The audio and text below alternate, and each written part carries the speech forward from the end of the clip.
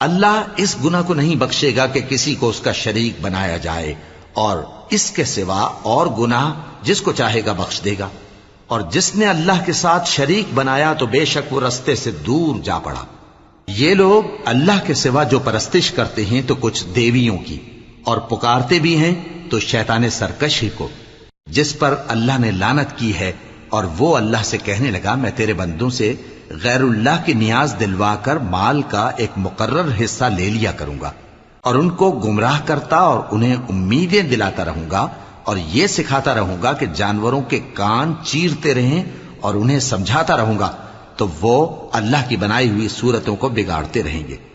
और जिस शख्स ने अल्लाह को छोड़कर शैतान को दोस्त बनाया, वो साफ साफ घाटे में रहा।